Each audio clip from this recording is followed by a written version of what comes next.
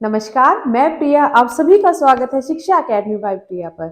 आशा करती हूँ आप सभी अच्छे होंगे। तो आज की क्लास में हम बात करेंगे लर्निंग के बारे में, अधिगम के बारे में। तो चलिए करते हैं क्लास को स्टार्ट और बात करते हैं अधिगम के बारे में। तो अधिगम क्या है? आपके पास एक सतत प्रक्रिया है, यानी कि अधिगम लर्निंग आपके पास एक कॉन्टिन्यूस प्रोसेस है जो लगातार चलता रहता है, निरंतर चलता रहता है। और जब निरंतर चलेगा, लगातार चलेगा, तो वो आपके पास जन्म से मृत्यु तक होगा।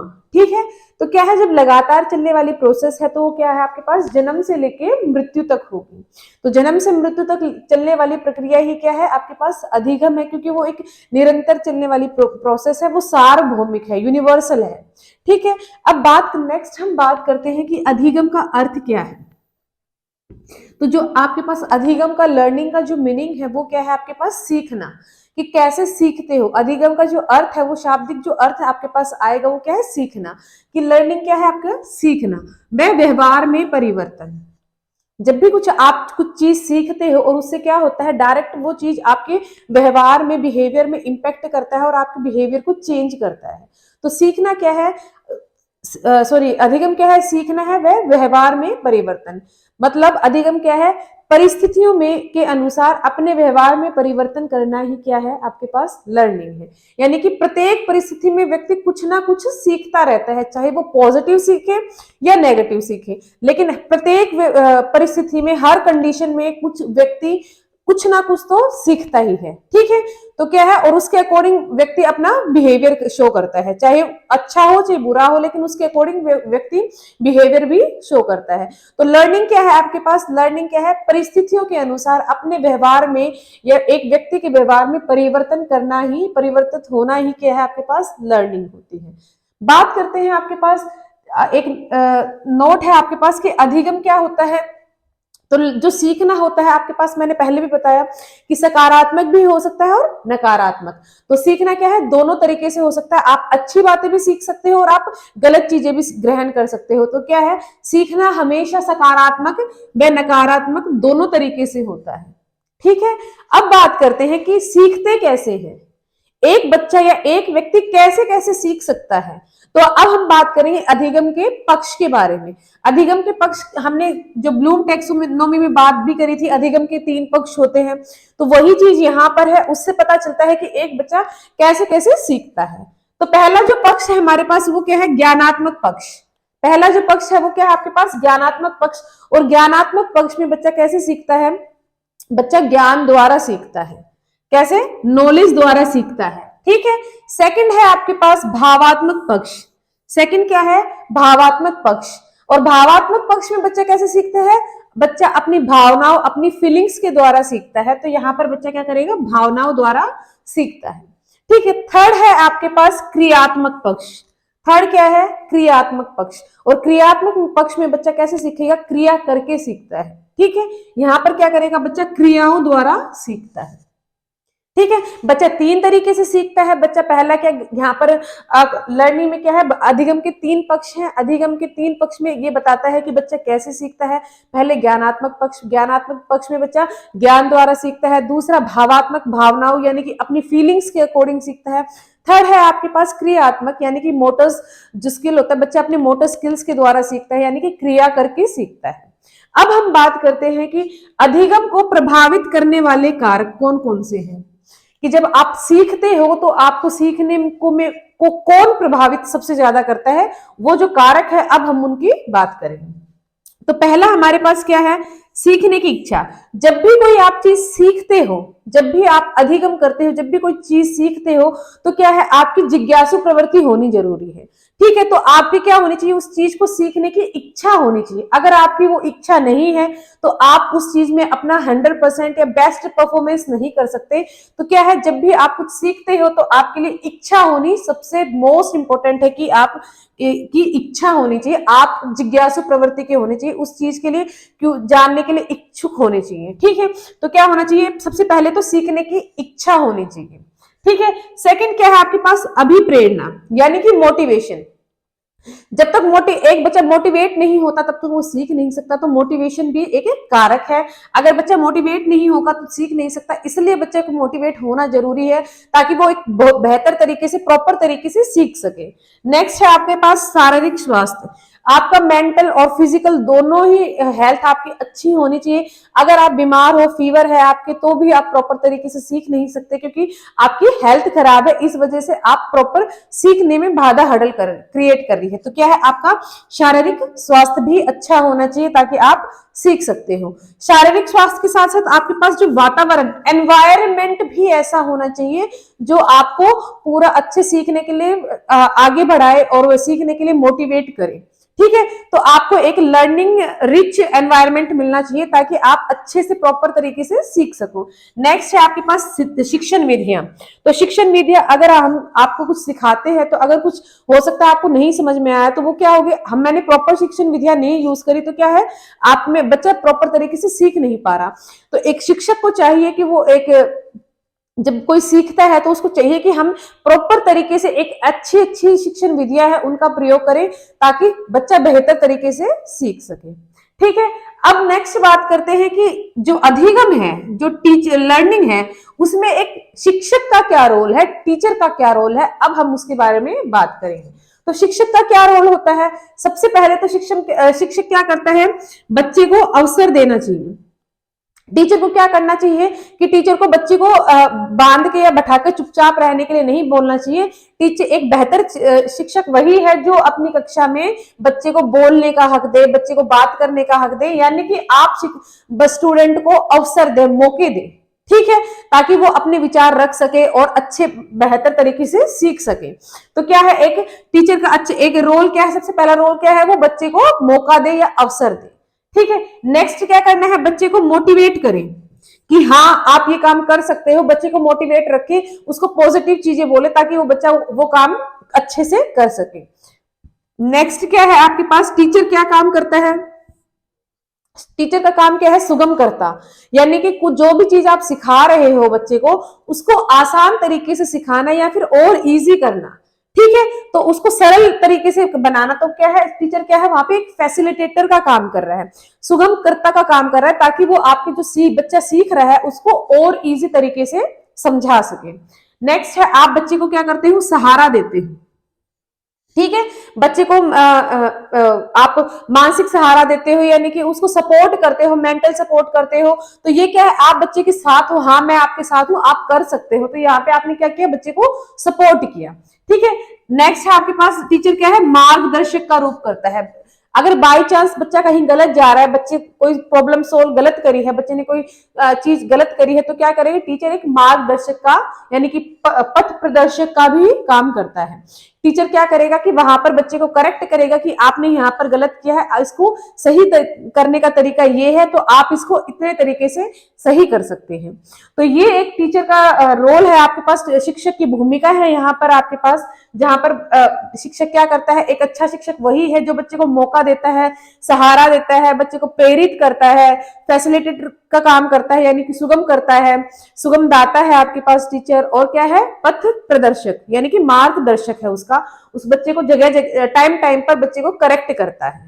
ठीक है, अब हम, हाँ जी, नेक्स्ट हम बात करते हैं अधिगम वक्र यानी कि लर्निंग कर्व्स के बारे में, कि लर्निंग कर्व्स होते क्या हैं। तो सभी को पता है कि अधिगम क्या है, आपके पास निरंतर चलने वाली प्रक्रिया है, लेकिन हमेशा उसकी गति क्या तो धीमी होगी, कभी हर किसी टाइम में धीमी हो जाएगी, किसी टाइम में तेज हो जाएगी। यानी कि अधिगम की जो दर है, अधिगम की जो गति है आपके पास, सीखने की जो गति है, वो क्या है, कभी तेज कभी धीमी पड़ेगी। यानी कि उसमें अंतर पाया जाता है, एक समान नहीं होती, उसमें अंतर पाया जाता है।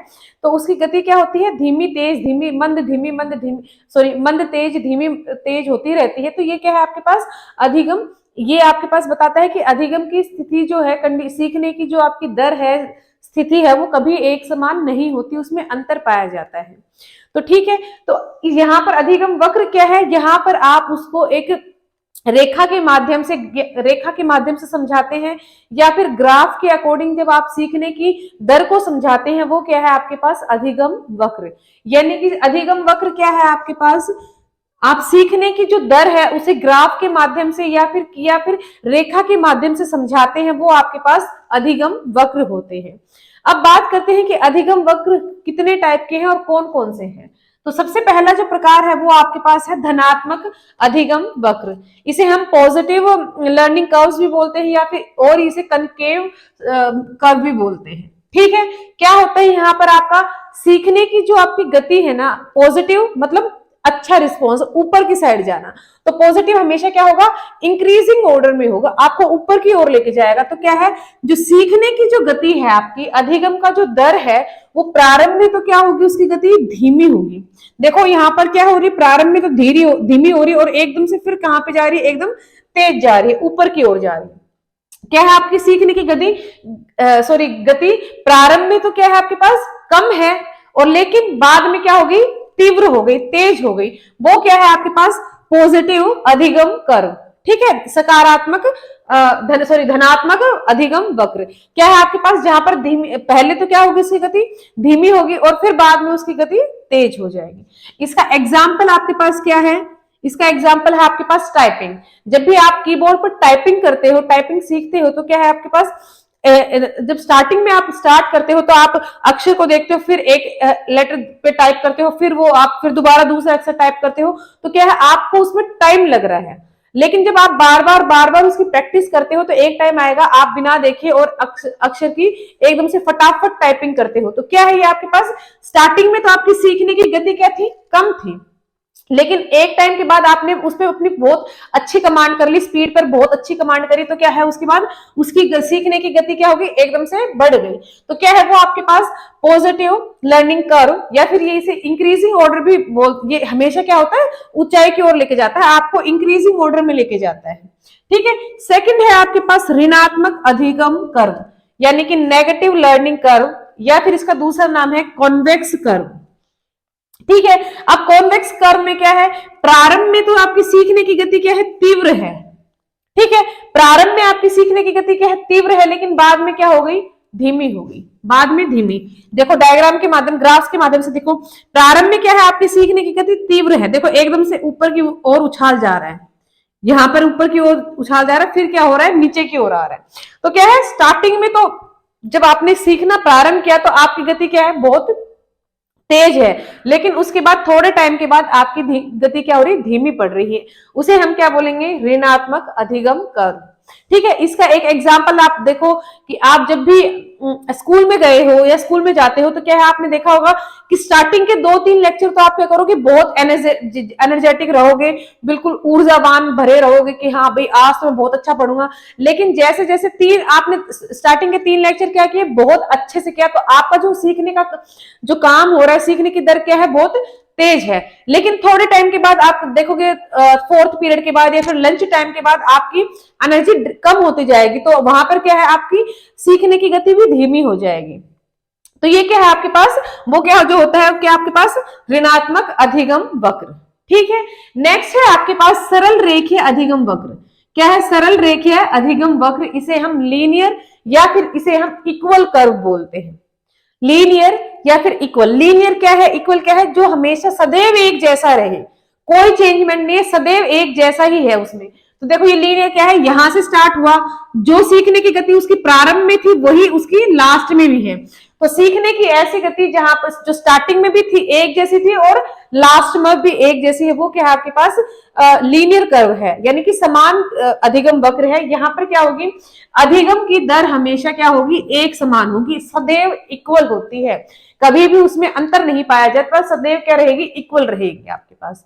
तो इसका एक एग्जाम्पल देखो कि आपको क्या है, आप मानो आपका 9th क्लास में भी 60% आए हैं, 10th में भी 60 आ गए, 11th में भी 60 आ गए, 9th 12th में भी 60 आ गए, तो आपका हर साल 60%, यानी कि आप या फिर इसको ये बोलो कि हर स्टैंडर्ड में आप फर्स्ट डिवीजन लेके आ रहे हो, तो इसमें भी फर्स्ट डिवीजन, सेकंड में भी फर्स्ट डिवीजन, 3rd क्लास में भी फर्स्ट डिवीजन, तो आपका 10th क्लास तक फर्स्ट डिवीजन क्या आ रहा है, तो आपने क्या किया, आपकी सीखने की गति क्या होगी, इक्वल हो गई, उसमें कोई उतार चढ़ाव नहीं आ रहा, कोई अंतर नहीं आ रहा। तो ये क्या है आपके पास, एक समान है, आपकी सीखने की गति एक समान है, और वो एक समान गति रहेगी तो आपके पास कौन सा वक्र रहेगा, लीनियर या फिर इक्वल कर्व रहेगा। यानी कि रेखीय कर्व आपके पास वहां पर प्राप्त होगा। नेक्स्ट है आपके पास एस आकारीय अधिगम वक्र। एस आकारीय यानी कि एस शेप, और इसे हम क्या बोलते हैं, मिक्स कर्व बोलते हैं। ठीक है, यहां पर क्या होगी आपकी गति, एक बार तो तेज होगी, एक बार धीमी होगी, एक बार तेज होगी, एक बार धीमी होगी। तो ऐसी स्थिति जहां पर आपकी व्यक्ति की सीखने की दर या फिर अधिगम की दर तीव्र और मंद होती जा रही है, एक बार तेज एक बार धीमी, एक बार तेज एक बार धीमी, तो उस स्थिति में जो ग्राफ प्राप्त होगा वो आपको कौन सा होगा, एस शेप होगा। ठीक है, अब देखो यहां पर आपकी क्या है, एकदम से तेज हुई, ठीक है, उसके बाद फिर थोड़ी धीमी हो गई, यहां पर आके इक्वल सी हो गई, फिर एकदम से तेज गई, फिर यहां पर आके देखो धीमी हो गई।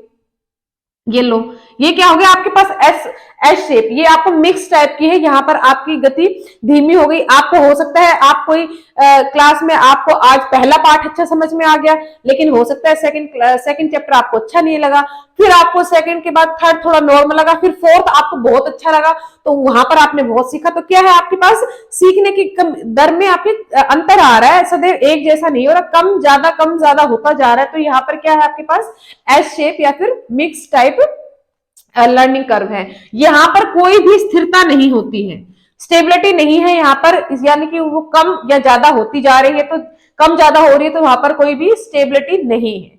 और जहां पे स्टेबिलिटी नहीं है और आपका सीखने की दर चेंज हो रही है लगातार, वो क्या है आपके पास एस आकारीय अधिगम वक्र। ठीक है, एक आपके पास और पूछता है जिसे हम बोलते हैं सीढ़ी नुमा वक्र। क्या है आपके पास, सीढ़ी नुमा वक्र।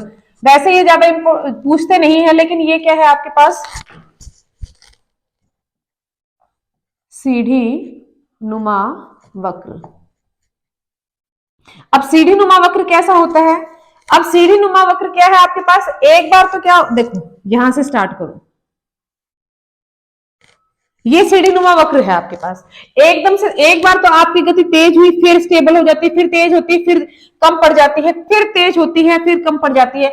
यहां पर क्या आता है कि यहाँ ये क्या है आपके पास, जब आपके पास पता चलता है कि अब वैकेंसी आ गई है, सीढ़ी नुमा वक्र में क्या होता है कि आपको पता चल गया कि आपके पास ये क्या किसमें होती है, ये आपकी कंपटीशन टेस्ट में होती है।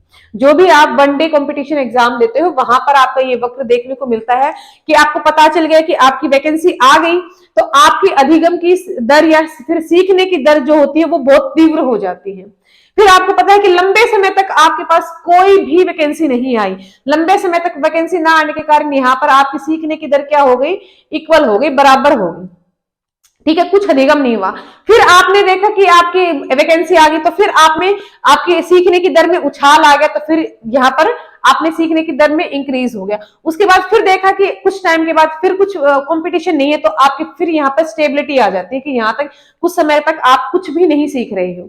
तो ये जो आपके पास क्या है, आपकी जो सीढ़ी नुमा वक्र में क्या होता है, कंपटीशन के आधार पर, वैकेंसी के आधार पर आपके सीखने की जो दर है वो क्या होती है, कम होती जाती है, ज्यादा होती जाती है। तो वहां पर आपके पास क्या होगा, सीढ़ी नुमा वक्र होगा। ठीक है, तो आज की क्लास में हमने बात करी लर्निंग क्या होती है, लर्निंग के पक्ष के बारे में, टीचर का क्या रोल है लर्निंग में। उसके बाद हमने पढ़ा लर्निंग कर्व्स के बारे में। तो अगर आपको ये आज की क्लास अच्छी लगी हो तो प्लीज क्लास को लाइक करें, शेयर करें, कमेंट करके बताएं कि आपको क्लास अच्छी लगी है, और सब्सक्राइब करें चैनल।